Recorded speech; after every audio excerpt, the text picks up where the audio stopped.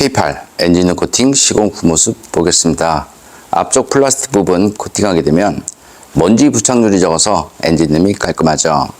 엔진룸 코팅의 장점은 엔진룸 안에 습기나 먼지로 인한 정기적인 트러블 이런 것들을 방지할 수 있습니다. 코팅제가 건조가 되고 나면 커넥터, 센서 잘 빠지고요. 무상수리 받는데 지장 없으니까 걱정 안 하셔도 됩니다. 염화칼슘 사용량이 많은 지역에서는 엔진룸 안쪽으로 염화칼슘 가루가 유입이 되는 경우 많이 있습니다.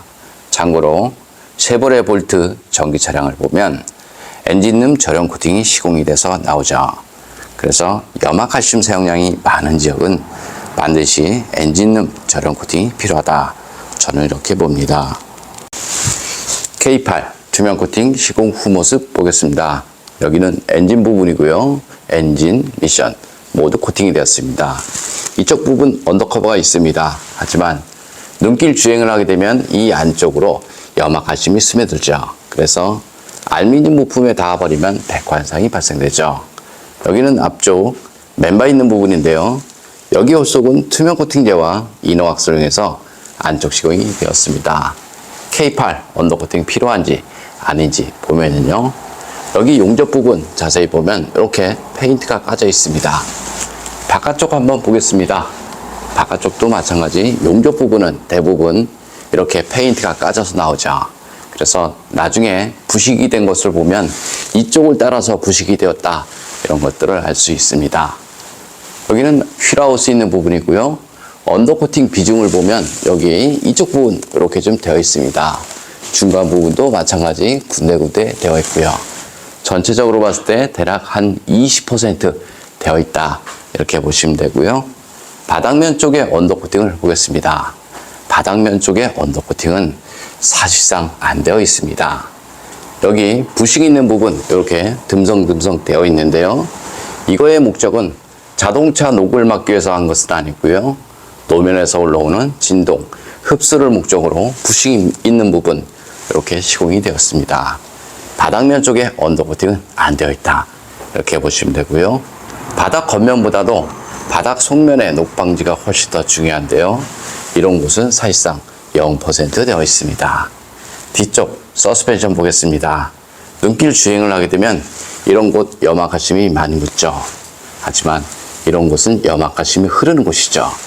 자동차 녹방지는 염화칼슘이 머무는 그런 곳인데요. 여기 볼트, 너트, 염화칼슘이 머물죠. 여기 부식 있는 부분 이렇게 작은 틈새 이런 것도 염화칼슘이 머물죠. 그래서 자동차 녹방지는 염화칼슘이 흐르는 그런 곳에 하는 것이 아니고요. 염화칼슘이 머무는 작은 틈새 그런 곳 꼼꼼하게 코팅하신 것이 좋습니다.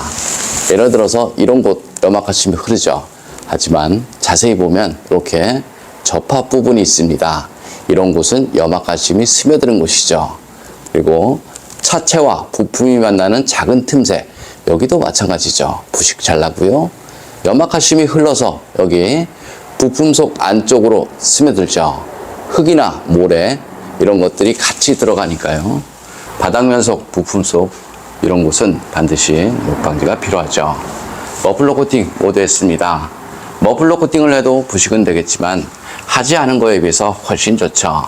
머플러 코팅을 할 때는 최소 600도 이상 되는 내열 페인트를 이용해서 시공을 하시면 됩니다. 내열 온도가 낮아버리면 냄새와 연기가 자주 발생이 되죠. 그래서 내열 온도는 가장 중요하죠. 투명 코팅 장점을 보겠습니다. 투명 코팅은 하부 면적 100%를 코팅할 수 있습니다. 겉면, 속면, 염화칼슘이 묻는 모든 곳에 시공이 가능하죠. 전기장치에는 저렴 코팅이 가능하고요. 볼트나 너트, 작은 틈새까지 시공이 다 되기 때문에 사실상 코팅 나라에서 시공을 하고 나면 염화칼슘이 묻어도 하부 세차는 필요 없습니다. 코팅 나라 장점을 보면요. 주행 중 사고나 부품 교환, 바닥 긁힘 10년 동안은 무상 시공되니까요. 걱정 안 하셔도 됩니다. 좀 더 자세한 내용은 네이버에 코팅 나라 검색을 하면 제 블로그가 있습니다.